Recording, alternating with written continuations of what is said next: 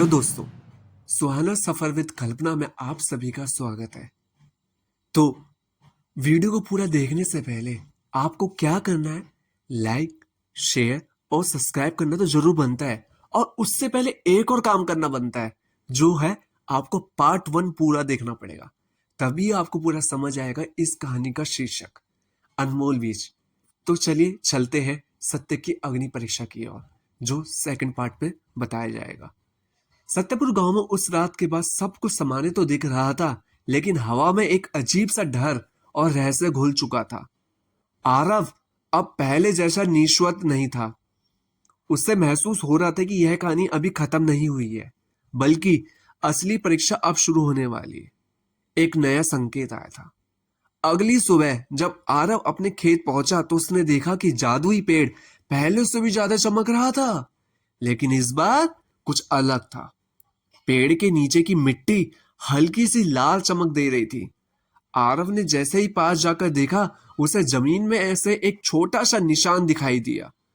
एक गोल चीन जिसके बीच में आग जैसी आकृति बनी हुई थी। आरव ने धीरे धीरे से कहा, यह क्या है? तभी अचानक हवा तेज से चलने लगी और वह रहस्यमय आवाज फिर गूंजी, आरव, अब समय आ गया तुम्हारे सबसे कठिन परीक्षा का। आरव ने साहस जुटाकर कहा, पूछा, कैसी परीक्षा अम्मा सर? आवाज ने कहा, यह है सत्य की अग्नि परीक्षा। अब तुम्हें यह साबित करना होगा कि तुम्हारा दिल पूरी तरह सच्चा है या नहीं। जैसे ही आवाज शांत हुई, वह गोल निशान अचानक चमकने लगा और कुछ ही पलों में वह एक छोटी सी अग्नि की ओर जल उठी। लेकिन वह साधारण आग नहीं थी, वह आग जल रही थी, पर उसके पास जाना कोई गर्मी महसूस नहीं हो रही थी। आरव ने आश्चर्य से हाथ आगे बढ़ाया। जैसे ही उसका हाथ उस लोह के पास पहुंचा, उसे अपने जीवन के कई दृश्य दिखाई देने लगे। जब उसने बूढ़े आदमी की मदद की थी, तब उसने गांव वालों की सहायता की, और वह पल जब उसने बिना किसी लालच के काम किया, लेकिन अचानक कुछ और दृश्य भी दिखने लगा। जब उसने एक बार दोस्त से छोटी सी बात छुपाई थी, जब उसने मन ही मन सोचा, काश ये सारा धन सिर्फ मेरा होता। आरव चौंक गया। उसने तुरंत हाथ पीछे खींच लिया और वह समझ गया, वह आग सिर्फ बाहरी नहीं, यह उसके दिल की सच्चाई को परख रही थी। आरव के मन में सब अब एक संघर्ष हो गया। वह खुद से सवाल करने लगा, क्या मैं पूरी तरह सच्चा हूं या नहीं? क्या मेरे मन में कोई लालच आया या नहीं? उसकी आंखों में हल्की नमी आ गई।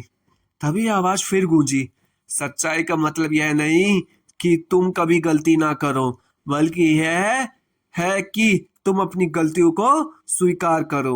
आरव ने गहरी सांस ली और फिर से उसने अग्नि के पास गया। इस बार उसने बिना डरे अपने हाथ उस लोड में डाल दिया। जैसे ही उसका हाथ अग्नि को छुआ, पूरा वातावरण रोशनी से भर गया। अग्नि अचानक तेज चमकने लगी और फिर धीरे धीरे वह लो एक चमकदार ऊर्जा में बदल गई, जो सीधे आरव के दिल में समा गई। आरव को ऐसा लगा जैसे उसके अंदर एक नई शक्ति आ गई हो। तभी आवाज ने कहा, तुमने अपनी सच्चाई को स्वीकार किया, इसलिए तुम इस परीक्षा में सफल हो गए। उधर रघुनाथ अब पहले से ज्यादा गुस्से में था। वो एक नई साजिश करने जा रहा था। उसकी पिछली योजना असफल हो चुकी थी, लेकिन इस बार उसने बड़ा कदम उठाने को फैसला लिया है। वह गांव के बाहर रहने वाले एक तांत्रिक के पास गया। उस तांत्रिक का नाम था भैरवनाथ। भैरवनाथ काले जादू में माहिर था। रघुनाथ ने उससे कहा, मुझे एक लड़के के पास से जादू शक्ति छीननी है। भैरवनाथ की आंखों में एक अजीब सी चमक आ गई। वह बोला, अगर वह शक्ति सच्चाई से जुड़ी है तो उसे छीना आसान नहीं होगा। रघुनाथ ने गुस्से से कहा, मुझे आसान या मुश्किल से मतलब नहीं, मुझे बस वह शक्ति चाहिए। भैरवनाथ मुस्कुराया, ठीक है, लेकिन इसकी कमी कीमत तुम्हें बहुत बड़ी होगी। इसकी कीमत बहुत बड़ी होगी। रघुनाथ बिना सोचेगा, मैं कुछ भी देने को तैयार हूं। उधर आरव को अब महसूस हो रहा था कि उसके अंदर कुछ बदल चुका है। उसका मन पहले से ज्यादा शांत था, लेकिन उसी समय आसमान से काले बादल छाने लगे, तेज हवा चलने लगी और दूर कहीं से एक डरावनी आवाज सुनाई दी, जैसे कोई अंधेरी शक्ति जाग चुकी है। आरव ने आसमान की ओर देखा। उसे समझ आ गया कि वह कि यह नई शक्ति उसे सिर्फ मदद के लिए नहीं मिली, बल्कि आने वाले बड़े खतरे का सामना करने के लिए मिली है। सच्चाई का मतलब यह नहीं कि हम कभी गलती ना करें, बल्कि यह है कि हम अपनी गलतियों को स्वीकार करके ही रास्ता चुने। सत्यपुर गांव के आसमान में काले बादल अब और घने हो चुके थे। हवा में एक अजीब सा भारीपन था, जैसे कोई अंधे की शक्ति पूरे वातावरण को घेर रही थी। पेड़ों की शाखाएं तेज हवा में झुक रही थी। दूर कहीं बिजली चमक रही थी। आरव अपने खेतों के बीच खड़ा था। उसके सामने वह जादुई पेड़ था, लेकिन इस बार उसकी चमक थोड़ी कमजोर लग रही थी। आरव ने चिंता से कहा, तुम्हें क्या हो गया? तभी पेड़ के पत्ते धीरे धीरे हिले और एक धीमी थकी हुई आवाज सुनाई दी, अंधकार पास आ चुका है, अंधेरी शक्ति का आगमन। उसी समय गांव के बाहर एक सुनहरा जागरण जगह पर तांत्रिक भैरवनाथ अपने मंत्रों पर का जाप कर रहा था। उसके चारों तरफ काले धुएं का घेरा बना हुआ था। उसने अपनी आंखें बंद कर रखी थी। उसके सामने एक काला दीपक जल रहा था। रघुनाथ उसके पास खड़ा था, थोड़ा डरा हुआ, लेकिन उसके मन में अभी भी लालच भरा था। भैरव ने गहरी आवाज से कहा, मैंने उस लड़की की शक्ति को महसूस कर लिया है, वह साधारण नहीं। रघुनाथ ने जल्दी से पूछा, तो क्या आप उसकी शक्ति छीन सकते हैं? भैरवनाथ ने आंखें खोली। उनकी आंखें लाल चमक रही थी। छीन सकता हूं, लेकिन उसके लिए मुझे उसकी सबसे बड़ी ताकत को कमजोर करना होगा। रघुनाथ ने हैरानी से पूछा, वह क्या है? भैरवनाथ मुस्कुराए, उसकी सच्चाई, उसका विश्वास। रात होते ही भैरवनाथ ने एक खतरनाक मंत्र पढ़ना शुरू किया। जैसे जैसे वह मंत्र बोल रहा था, आसमान और काला होता जा रहा था। अचानक एक तेज बिजली आसमान से गिरी और सीधा आरव के खेत की ओर बढ़ी। आरव ने जैसे ही यह देखा, उसका दिल तेज धड़कने लगा। वह तुरंत जादुई पेड़ के पास पहुंचा। पेड़ अब हल्का हल्का कांप रहा था। आरव ने अपने हाथ से सुनहरा पत्थर लिया। जैसे ही उसने पत्थर को पकड़ा, उसमें हल्की सी रोशनी निकलने लगी। आरव ने आंखें बंद की और पूरे विश्वास के साथ कहा, मैं सच्चाई के साथ हूं, मुझे शक्ति दो। और प्रकाश और अंधकार की टक्कर। अचानक पत्थर से एक तेज रोशनी निकली। वह रोशनी आसमान की ओर बढ़ी, उस काली बिजली से टकरा गई। दोनों शक्तियों के टकराने से एक तेज धमाका हुआ। पूरे गांव में हलचल मच गई। लोग अपने घरों से बाहर निकल आए। किसी को समझ नहीं आता कि वह क्या हो रहा है। उधर भैरवनाथ अपनी जगह पर खड़ा मुस्कुरा रहा था। तो यह लड़का सच में शक्तिशाली है। उसे फिर से मंत्र पढ़ना शुरू किया। इस बार उसके चारों तरफ का काला धुआं और भी गहरा हो गया। उधर आरव पूरी ताकत से उस रोशनी को संभाल रहा था, लेकिन धीरे धीरे वह कमजोर पड़ने लगा। उसके मन में अचानक वह पुराने विचार आने लगा। क्या होगा अगर मैं हार गया? क्या मैं सच में इतना मजबूत हूं? क्या मैं इस शक्ति के लायक हूं? उसका विश्वास डगमगाने लगा। जैसे ही उसके मन में संदेह आया पत्थर की रोशनी कमजोर पड़ने लगी। पेड़ की चमक और कम हो गई। तभी हवा में रहस्यमयी आवाज गूंजी, आरव, याद रखो, तुम्हारी सबसे बड़ी ताकत तुम्हारा विश्वास है। आरव ने गहरी सांस ली। उसने अपने दिल को शांत किया और फिर उसने अपने जीवन के उन सभी पलों को याद किया जब उसने बिना स्वार्थ के मदद की, जब उसने सच्चाई का साथ दिया, तब उसने डर के बावजूद सही रास्ता चुना। उसकी आंखों में फिर से आत्मविश्वास आ गया। उसने जोर से कहा, मैं सच्चा हूं और मुझे खुद पर विश्वास है। जैसे ही उसने यह कहा, सुनहरा पत्थर अचानक बहुत तेज चमकने लगा। पेड़ की रोशनी भी पहले से कई गुना बढ़ गई। दोनों शक्तियां मिलकर एक विशाल प्रकाश में बदल गई। वह प्रकाश सीधा आसमान की ओर गया। भैरवनाथ की काली शक्ति से टकराया और इस बार अंधकार टिक नहीं पाया। भैरवनाथ पीछे की ओर गिर पड़ा और उसका तंत्र मन सब टूट गया। काला धुआं धीरे धीरे गायब हो गया। रघुनाथ डर के मारे कांपने लगा। यह कैसे हो सकता है? भैरवनाथ गुस्से से कहा, यह लड़का सिर्फ जादू से ही नहीं जीता जा सकता। उसकी सच्चाई उसकी सबसे बड़ी शक्ति है। उधर सत्यपुर गांव में आसमान फिर से साफ हो गया। चांद की रोशनी फैल गई। आरव थका हुआ था, लेकिन उसके चेहरे पर एक संतोष था। वह जान चुका था कि सच्चाई और विश्वास से बड़ी कोई शक्ति नहीं होती। लेकिन उसे यह भी समझ आ गया था कि यह सच्चाई अभी खत्म नहीं हुई है, क्योंकि अंधकार इतनी आसानी से हार मानने वाला नहीं था। जब इंसान खुद पर विश्वास करता है और सच्चाई का साथ देता है तो सबसे बड़ी अंधेरी ताकत भी उसे हरा देती है। सबसे बड़ी कुर्बानी। सत्यव्रत गांव में फिर से शांति लौट आई, लेकिन यह शांति तूफान के बाद भी खामोश जैसी थी। आरव जान चुका था कि अंधकार ताकत पूरी तरह खत्म नहीं हुई है, बल्कि वे अब और खतरनाक रूप से लेकर वापस आने वाली है। उसी रात आसमान बिल्कुल साफ था, लेकिन अचानक धीरे धीरे चांद पर बादल छाने लगे।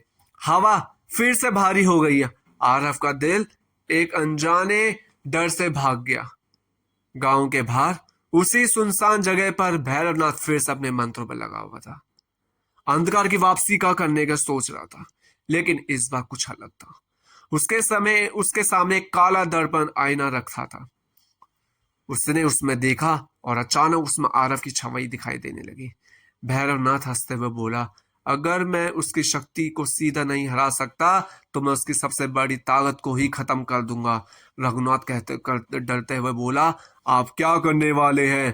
भैरवनाथ ने गंभीर आवाज में कहा, मैं उसके दिल की सच्चाई को ही उसके खिलाफ कर दूंगा। धोखले का जाल बिछाने वाला था। उधर अगले दिन जब आरव ने खेतों की ओर जा रहा था तो उसने रास्ते में उसी बूढ़ा आदमी दिखाई दिया जिसने उसे बीज दिया था। आरव खुश होकर बोला, बाबा आप वापस आ गए। बूढ़ा मुस्कुराया, लेकिन उसकी मुस्कान में इस बार कुछ अजीब था। उसने कहा, हाँ बेटा, लेकिन अब समय आ गया है कि तुम वह जादुई पत्थर मुझे वापस दे दो। आरव चौंक गया, लेकिन बाबा आपने तो कहा था कि यह शक्ति लोगों की मदद के लिए है। बूढ़ा थोड़ा कठोर स्वर में बोला, अब यह शक्ति तुम्हारे लिए खतरनाक हो सकती है बेटा, तुम इसे संभाल नहीं पाओगे। आरव के मन में संदेह पैदा हुआ। उसे कुछ गलत महसूस हो रहा था। वो सच्चाई की पहचान जानना चाहता था। आरव ने ध्यान से वह बूढ़े की आंखों में देखा। उसे महसूस हुआ कि यह वही दयालु व्यक्ति नहीं जिसे उसने पहले देखा था। तब उसे उस रहस्यमय आवाज की बात याद आई। अंधकार तुम्हारी आवाज सच्चाई को ही तुम्हारे खिलाफ इस्तेमाल करेगा। आरव ने धीरे से कहा, आप सच में वही बाबा नहीं हैं जैसे उसने यह कहा। बूढ़े का चेहरा बदलने लगा और कुछ ही पलों में वह भैरवनाथ के रूप में सामने आ गया। रघुनाथ पीछे खड़ा हंस रहा था। भैरवनाथ ने उससे गुस्से से कहा, तुमने मुझे पहचान लिया, लेकिन अब तुम बच नहीं पाओगे। उसने अपना काला दर्पण उठाया। उस दर्पण से काली रोशनी निकलने लगी। वह रोशनी धीरे धीरे आरव की ओर बढ़ने लगी। जैसे ही वह रोशनी आरव को छूती, उससे अपने अंदर एक अजीब सी कमजोरी महसूस होने लगी। उसके मन में नकारात्मक विचार आने लगे। तुम अकेले कुछ नहीं कर सकते, यह शक्ति तुम्हारे लिए बहुत बड़ी है, तुम हार जाओगे। आरव का आत्मविश्वास टूटने लगा। अब जादुई पेड़ का रहस्य समझने लगा। उसी समय जादुई पेड़ अचानक तेज चमकने लगा और पहली बार पेड़ की आवाज सीधा आरव के दिल में छूने सुनाई दी। आरव, यह समय सबसे कुर्बानी का। आरव ने कमजोर आवाज में पूछा, कौन सी कुर्बानी? पेड़ ने कहा, अगर तुम इस अंधकार को हमेशा के लिए खत्म करना चाहते हो तो तुम इस पत्थर को की शक्ति को त्यागना होगा। आरव हैरान हो गया, लेकिन अगर मैं ये शक्ति छोड़ दूं तो गांव की मदद कैसे करूंगा? पेड़ ने शांत स्वर में कहा, असली शक्ति इस पत्थर में नहीं, यह तुम्हारे दिल में है। दिल में। आरव के सामने सबसे कठिन फैसला था। एक तरफ वह शक्ति जिसमें वह सबकी मदद कर सकता था, और दूसरी तरफ पूरे गांव को बचाने का मौका। उसने अपने माता पिता, गांव के लोगों और उनके चेहरे याद किए और फिर उसने गहरी सांस ली। आरव ने अपने हाथों में पकड़ा हुआ सुनहरा पत्थर उठाया और पूरी ताकत से उसे उस काले दर्पण की ओर फेंक दिया। जैसे ही पत्थर दर्पण से टकराया, एक बहुत बड़ा धमाका हुआ। सफेद और काली रोशनी आपस में टकराने लगी। पूरी जमीन हिलने लगी। भैरवनाथ चिल्लाया, नहीं नहीं नहीं। रघुनाथ डर के मारे जमीन पर गिर पड़ा। कुछ ही पलों में काला दर्पण टूट गया और उसके साथ ही भैरवनाथ की काली शक्ति भी खत्म होने लगी। नई सुबह, नई ऊर्जा। धीरे धीरे सब कुछ शांत हो गया। आसमान साफ हो गया। सूरज की किरणें फैलने लगी। आरव जमीन पर बैठा था। उसके हाथ खाली थे। सुनहरा पत्थर अब खत्म हो चुका था। जादुई पेड़ भी धीरे धीरे गायब होने लगा था। लेकिन जाते जाते उसने एक आखिरी बात चमकते हुए कहा, तुमने साबित कर दिया कि असली शक्ति हमेशा दिल में होती है, सच्चाई की जीत होती है।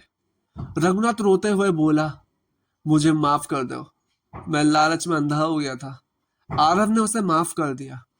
भैरवनाथ की शक्ति खत्म हो चुकी थी और सत्तरपुर गांव में एक बार फिर सुरक्षित हो गया। असली शक्ति किसी जादू या धर्म में नहीं होती, बल्कि हमारे दिल की सच्चाई और त्याग में होती है। अगर जब हम अपने मन को ही अच्छा बना दे और पवित्र कर दे, उससे बड़ी सच्चाई और उससे बड़ी शक्ति कोई है ही नहीं।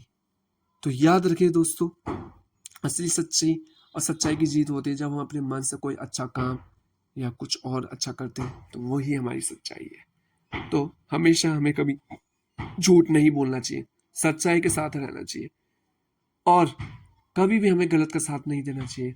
बुराई की हमेशा ही हार होती है और सच्चाई की हमेशा ही जीत होती है। तो दोस्तों, इस वीडियो में हमने यही सीखा है कि हमें सच्चाई के साथ रहना चाहिए, कभी हमें दूसरों कभी झूठ नहीं बोलना चाहिए। सच्चाई एकमात्र रास्ता है जो हमें आगे को लेके जाता है। अगर आपको ये वीडियो पसंद आई तो आपको लाइक, शेयर और सब्सक्राइब करना तो बनता ही है और पूरा वीडियो देखना है। और पार्ट 1 हमने पहले अपलोड कर दिया, यह पार्ट 2 है। प्लीज़ इसे जल्दी से जल्दी वॉच कीजिए। लाइक, शेयर, सब्सक्राइब करना ना भूलें।